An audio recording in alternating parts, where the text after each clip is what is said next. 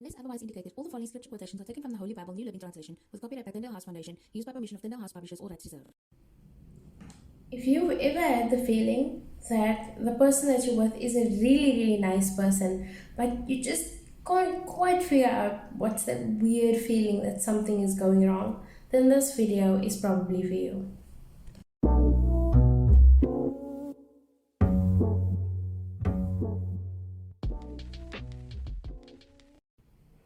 Hello and welcome to my channel. If you're new here, you are very welcome to be here. How you doing? I hope you're doing good. I hope you had a great Valentine's week so far, if you could call it that. But if you are watching, then you are here for a reason, and let's get right into our topic. And as you can see, I've named creatively, if I might add, named the video alarm bells or wedding bells. And yeah, I think that title really speaks for itself, so let's just get into it.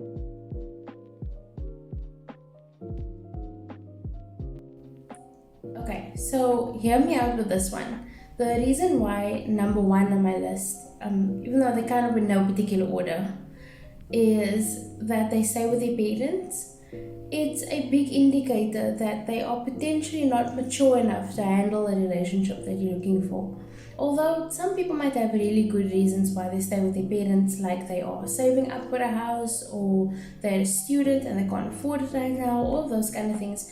Those are like legitimate reasons to still stay with your parents. But if you're like a 35-year-old, male or female, or any gender really, and you're still staying with your parents, then chances are that that is a developmental problem with that particular person. And that means that they're probably not going to be able to be a part of a relationship with the level of maturity and responsibility that you are looking for if you are wanting to be in a relationship with them.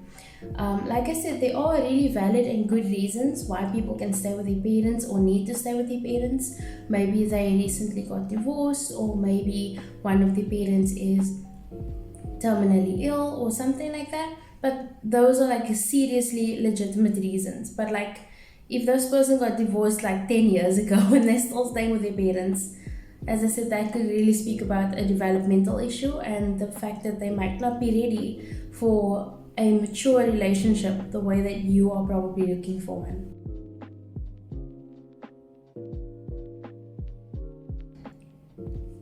Hear me out, okay? It might seem when you meet someone that they are so agreeable because they have the same taste as you, or because they're just a really, really nice person. But I would argue that someone who is super, super agreeable, just agrees with everything that you say and says, I'll go with what you go with, probably doesn't have much of a personality. And that's a real serious alarm bell, because what's going to potentially happen is that this person is going to eventually start trying to blame you for certain decisions and things that are going on in their life, because they didn't establish what they wanted initially, and they may end up treating you as if you are the problem or the reason why they don't get things the way that they want them, because the truth is that they actually didn't speak up initially and voice their opinions and be honest about who they are and what their wants and needs are, but they've now made it your fault. And that's some real kind of emotional abuse crap. But narcissists have been known to use that trait to trap people into relationships by being super agreeable and super just like complacent, and very much like someone that you would go, oh, this person is just like me. And it's a tactic to trap you into a dangerously abusive relationship. So really be careful about people that are just too agreeable to be real, really, in a sense.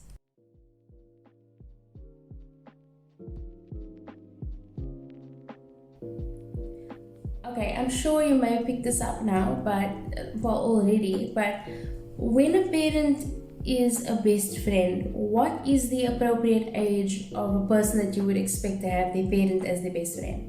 Probably like a little kid, right? You wouldn't expect that a grown man has his mother as his best friend, or a grown woman has her father as her best friend. Well, it's good to be really close with your parents and caring and loving towards them.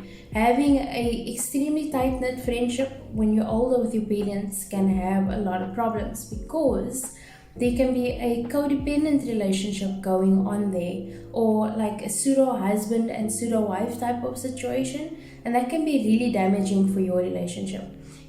Remember that if someone has a best friend that is a parent, their parent is not an optional part of their life. You are. Does that make sense? Their parent will always be there, but you may not have to be there. And they might want you there and want to have a relationship with you, but that parent can potentially really interfere with that relationship.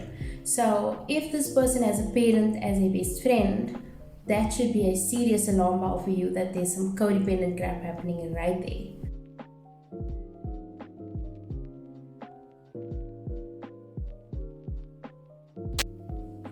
Okay, so if they don't really care about keeping their promises to their kids or to their siblings, or having a collaborative sort of like family effort to spend time with their siblings and treat them with respect, chances are they might not treat you with respect once you become familiar to them as well. I know that there's a lot that's hinging on like either or when it comes to the situation, but if people are not close or not looking for connection with their family and want to be isolated and potentially isolate you as well, that's like the key ingredient for abuse in a relationship. So it's really something to watch out for, how they treat people that are vulnerable, or people that are counting on them, or people that look up to them, because it tells you a lot about their character.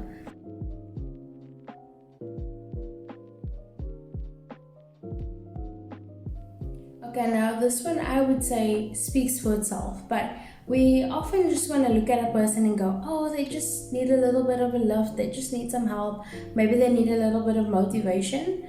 But not being independent is actually not a good thing in any aspect of your life at all, especially if you're trying to get into a relationship.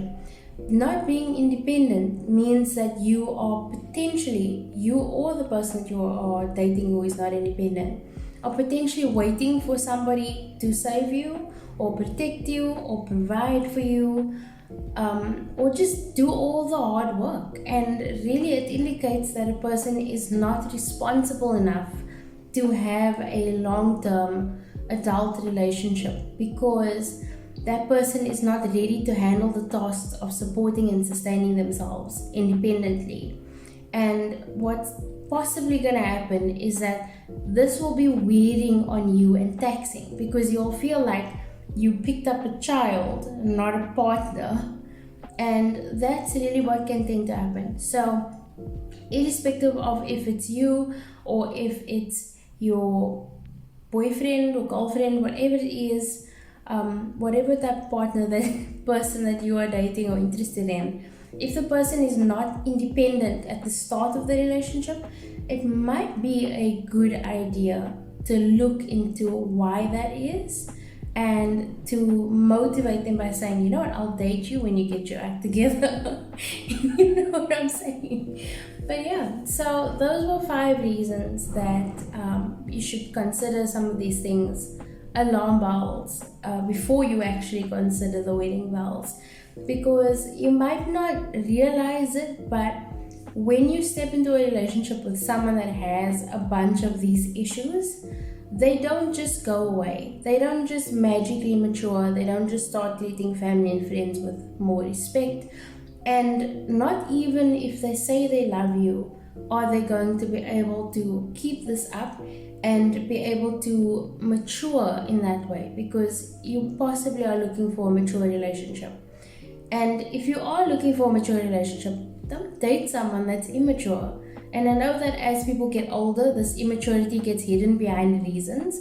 Like someone can say, I'm still living with my parents because I'm just figuring myself out. And you would go, oh yeah, I took some time to figure myself out too. But how much time is too much time? You know, how much lack of independence is okay for an adult? these are things to seriously consider before you trap yourself, in a sense, in a relationship with someone that is going to possibly end up emotionally, mentally, or verbally abusing you. So these are just some things that I thought about in light of Valentine's Day. And yeah, so let me know what your thoughts are in the comments, and don't forget to like this video and subscribe to my channel. Stay tuned for your scripture of the day. Your scripture passage of the day comes from 1 Kings 2 verse 2 to 4, which says, I am going where everyone on earth must someday go. Take courage and be a man. Observe the requirements of the Lord your God and follow all his ways. Keep the decrees, commands, regulations, and laws written in the law of Moses, so that you will be successful in all you do and wherever you go. If you do this, then the Lord will keep the promise he made to me. He told me, if your descendants live as they should and follow me faithfully with all their heart and soul, one of them will always sit on the throne of Israel. Thank you so much for joining me. I hope that this video gave you something to think about, and maybe to just analyze your relationships and ask yourself, what do you want from your own life and what do you want from your relationships? Because lots of noise outside. But yeah, so just ask yourself what you want from yourself and what you want from your relationships. Because if you are not independent, still staying with your parents, parents as your best friend, all of those kind of things, then chances are you are not ready for a relationship either. Despite how sucky that sounds, it's quite possibly the truth. Because if you're looking for something mature, you gotta be mature too. Anyway, thank you so much for joining me, and I hope that you have a phenomenal day further, because you absolutely deserve it. Bye! 그대 잠깐 눈을 붙일 때 나는 마음에 물을 붙여요. 비밀의 나만의 초콜릿. 그대 차가운 몸을